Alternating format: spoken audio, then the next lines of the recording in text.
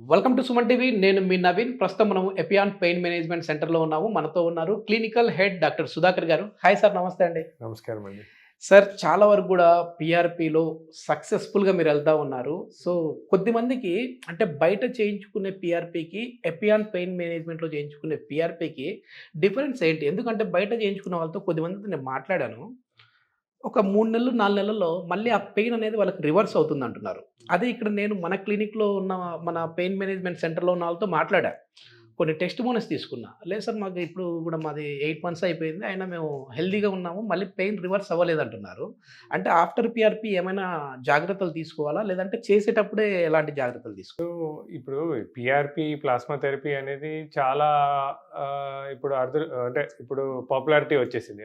దాంతోటేంటంటే చాలా చోట్ల పీఆర్‌పీలు చేయడం మొదలుపెట్టేసారు. కానీ ఎపియాన్ ఈస్ ద పయనీర్ అండ్ ఎపియాన్‌లో అసలు పీఆర్‌పీ అనే పద్ధతి అంటే first of all right from దాన్ని తయారు చేసే పద్ధతి దగ్గర నుంచి మొదలుపెట్టి దాన్ని పేషెంట్‌కి ఇచ్చేటప్పుడు కండిషన్స్ బట్టి అండ్ దెన్ దాని తర్వాత పీఆర్‌పీ తర్వాత తీసుకోవాల్సిన జాగ్రత్తలు. ఇవన్నిటి వల్ల పీఆర్‌పీ ఎపియాన్‌లో చాలా బాగా సక్సెస్ అయింది. అంటే మనము ఫస్ట్ ప్రిపరేషన్ దగ్గర చూసుకున్నట్టయితే, దానికి ప్రిపరేషన్ కోసమని మన ఎఫ్‌డీఏ కొన్ని పీఆర్‌పీ కిట్స్‌కే దానికి లైసెన్స్ ఇచ్చింది. సో, మనము చేసేటప్పుడు అంటే పేషెంట్ దగ్గర బ్లడ్ డ్రా చేసేటప్పుడు దగ్గర నుంచి యూజ్ చేసే నీడిల్స్ అంటే వైడ్ బోర్ నీడిల్స్ అంటారు. ఇప్పుడు చిన్న చిన్న సెంటర్స్ లోపల ఏమైతదంటే ప్రాపర్ కిట్స్ యూజ్ చేయకుండా, ప్రాపర్ టెక్నిక్స్ యూజ్ చేయకుండా డ్రా చేయటము, దాన్ని సరిగ్గా ప్రిపేర్ చేయకపోవడం, దానివల్ల సక్సెస్ రేట్ సరిగ్గా ఉండట్లేదు వాళ్ళకి. కానీ మా సెంటర్‌లో ఏంటంటే first of all FDA approved kits use చేస్తాము. రెండోది అసలు క్వాంటిఫికేషన్. పేషెంట్ వచ్చాడనుకో నొప్పితోటి, నొప్పికి గల కారణాలు చూసుకున్నట్టయితే మస్కులోస్కెలిటల్ కండిషన్స్‌లో either degeneration are tissue damage. So, A tissue damage వల్ల ఆర్ ఏ టిష్యూ ఇంజ్యూరీ వల్ల నొప్పొస్తుంది. అది ఎంత ప్రాబ్లమ్ ఉంది అని ఒక క్వాంటిఫికేషన్ చేస్తాం.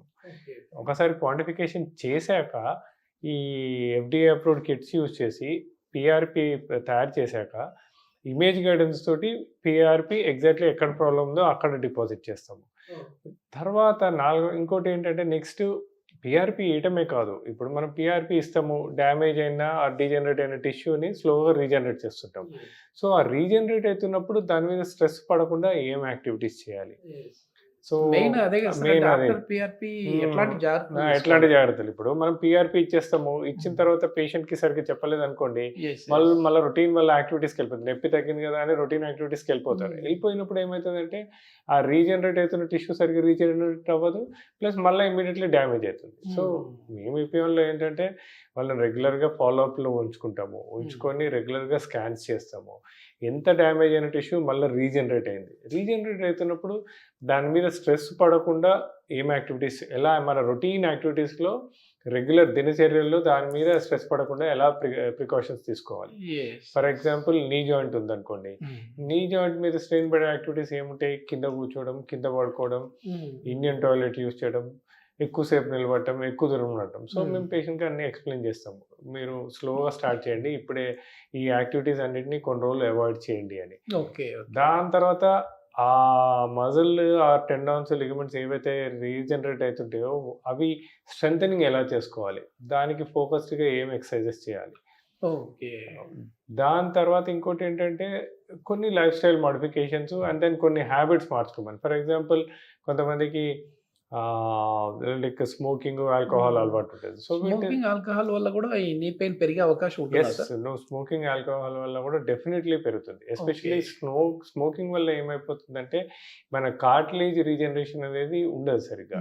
సో, కార్టిలేజ్ రీజనరేషన్ సరిగ్గా లేకపోతే, ఆ సైనోవియల్ ఫ్లూయిడ్ సెక్రీషన్ బాగా తగ్గి మోకాలు నొప్పులొస్తుంటాయి. ఓకే. ఎస్పెషల్లీ పీఆర్‌పీ చేశాక మేము చాలా మందికి స్మోకింగ్, ఆల్కహాల్ అవాయిడ్ చేయండి. ఓహ్! ఒకవేళ మీరు అంటే ఎన్‌ఎసైడ్స్ అంటాం. అంటే పెయిన్ కిల్లర్స్ కొద్దిగా నొప్పి రాగానే చాలా కామన్‌గా ఏంటంటే, మనము మెడికల్ షాప్‌కెళ్తాము. ఎవరు వెళ్ళగానే డాక్టర్‌ల సజెషన్ కూడా తీసుకొని వెళ్ళిపోతారు డైరెక్ట్‌గా. డైరెక్ట్‌గా వెళ్ళిపోతారు. మెడికల్ షాప్‌కెళ్ళి డైక్లోఫెనాక్, యాసిక్లోఫెనాక్ అనేదో ఇస్తారు. యెస్. యెస్. సో, పీఆర్‌పీ తర్వాత ఇలాంటి యాంటీ ఇన్‌ఫ్లమేటరీ మెడికేషన్స్ ఏవి వాడకూడదు. అది ఓకే. వాడితే పీఆర్‌పీ ఎఫెక్టివ్‌నెస్ ఎక్కువ ఉండదు. ఇంకోటి స్టెరాయిడ్స్ యూసేజ్. స్టెరాయిడ్స్ అనేది యూజ్ చేయకూడదు. సో, అలా మనం ఏంటంటే ఆ పెరుగుతున్న టిష్యూ మీద ఎక్కువ స్ట్రెయిన్ పెట్టకుండా దాన్ని ప్రాపర్‌గా స్ట్రెంథెనింగ్ చేసుకున్నామనుకోండి, ఓకే. పీఆర్‌పీ చాలా ఎఫెక్టివ్‌గా ఉంటుంది. ఎక్కువ కాలం పాటు పనిచేస్తుంది. యెస్. యెస్. ఎప్పుడైతే ఈ జాగ్రత్తలన్నీ మనం మిస్ కొడతామో అప్పుడే పీఆర్‌పీ సరిగ్గా పనిచేయదు మనం మనకి. తీసుకునే ఫుడ్ కూడా దీని మీద ఇంపాక్ట్ ఉంటదా సార్? అంటే ఆఫ్టర్ పీఆర్‌పీ ఎట్లాంటి యెస్. ఫుడ్ తీసుకోవాలి? ఆఫ్టర్ పీఆర్‌పీ బెటర్ ఏంటంటే కొద్దిగా కాల్షియము మన రెగ్యులర్ అంటే for example green leafy vegetables తీసుకోవడము. యెస్. తర్వాత calcium containing foods like milk కానీ, హ్మ్. సీతాఫలాలు గానీ, రాగి గానీ ఓకే. తీసుకోవడం.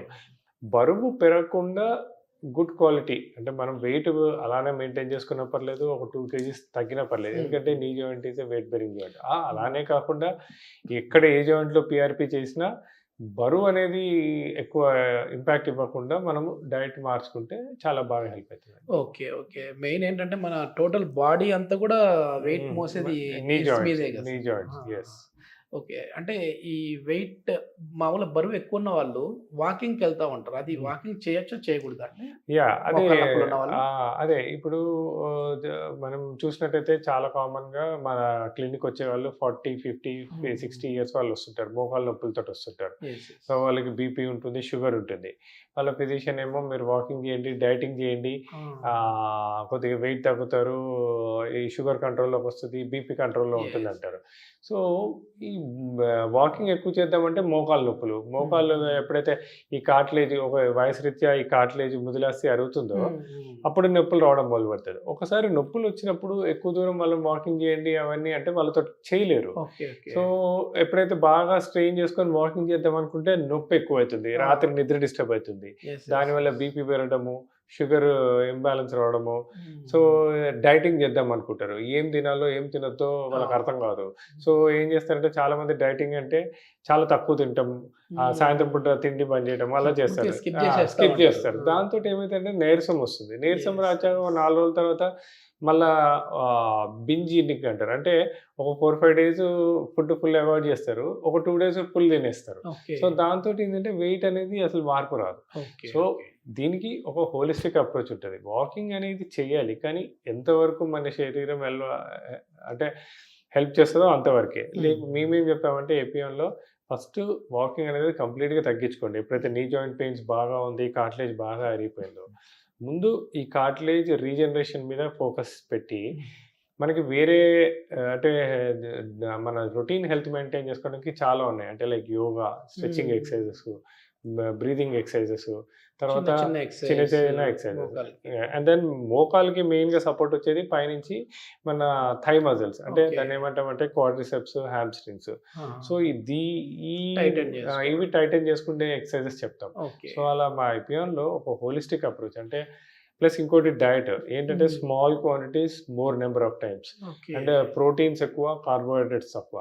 సో, హ్మ్. ఇట్లా మనము ఒక హోలిస్టిక్ డైట్ అప్రోచ్ కూడా మీరు సజెస్ట్ చేస్తారండి సజెస్ట్ చేస్తాం. ఎళ్ళేటప్పుడు? యెస్. మా దగ్గర ఒక టీమ్ ఆఫ్ డాక్టర్స్ ఉంటారండి. ఓకే. ఓకే. ఒక ఫిజియోథెరపిస్ట్, ఒక డైటీషియన్, హ్మ్. ఒక ఆర్థోపెడిక్, ఒక ఫిజిషియన్ అండ్ పెయిన్ ఫిజిషియన్స్. ఇది ఎవరికి సార్ సూటబుల్ అంటే మామూలుగా అందరికీ సూటబులేనా పీఆర్‌పీ అనేది? పీఆర్‌పీ అనేది అందరికీ సూటబుల్. ఓకే. ఏ ఏజ్ గ్రూప్‌లో అయినా, ఏ మెడికల్ కండిషన్‌లో ఉన్నా పీఆర్‌పీ అనేది చాలా బాగా యెస్. పనిచేస్తది.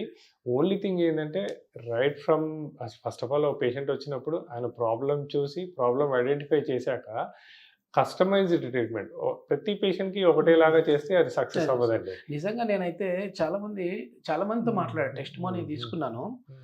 అసలు 65, 72, 78 ఇయర్స్ వాళ్ళు గూడా పీఆర్‌పీ చేయించుకొని హ్యాపీగా, హెల్తీగా నడుచుకుంటూ వెళ్ళిపోతా ఉన్నారు. యెస్. సో, వాళ్ళు హాస్పిటల్‌కెళ్తే ఖచ్చితంగా సర్జరీ పడతదని జెప్పినారు. హ్మ్. సో, అట్లాంటి వాళ్ళకి ఎట్లా ఇది వర్కౌట్ అవుతుంది సార్?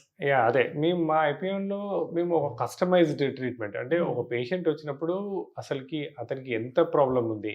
ఆ ప్రాబ్లమ్ వల్ల ఏమేమి మజిల్స్ డీజనరేట్ అయినాయి? హ్మ్. ఏమేమి మజిల్స్ ఎఫెక్ట్ అయినాయని చూసి నేను ఇంతకుముందు చెప్పినట్టు మా టీమ్ ఆఫ్ డాక్టర్స్ అంటే పెయిన్ ఫిజిషియన్స్, ఆర్థోపెడిక్, ఒక ఆస్టియోపాత్, ఫిజియోథెరపిస్ట్, ఒక డైటీషియన్, ఒక స్ట్రక్చర్డ్ ప్రోగ్రామ్. ఆ పేషెంట్‌కి తగ్గ ప్రోగ్రామ్ ఒకటి ఫిక్స్ చేస్తాం. హుహు. ఫిక్స్ చేసి ఆ పేషెంట్ తోటి ఫాలో అప్‌లోనే ఉంటాం. అంటే పీఆర్‌పీ ఇచ్చి పంపించేయము. మళ్ళా పిలుస్తాము. పిలిచి ఫాలో అప్ స్కాన్స్ చేస్తాము. ఫాలో ఓహ్! అప్ ఫిజియో చేస్తాము. ఒకవేళ ఏదైనా మజిల్స్ టైట్ ఉన్నాయనుకోండి, దానికి అవసరమైతే ఐఎఫ్టీ, డ్రై నీడ్లింగ్ అని ఉంటాయి, అవి చేస్తాము. రేంజ్ ఆఫ్ మూవ్‌మెంట్స్ ఇంక్రీజ్ చేయడానికి మన దగ్గర సీపీఎం మెషిన్స్ ఉంటాయి. ప్యాసివ్ మూవ్‌మెంట్స్ మెషిన్స్ ఉంటాయి.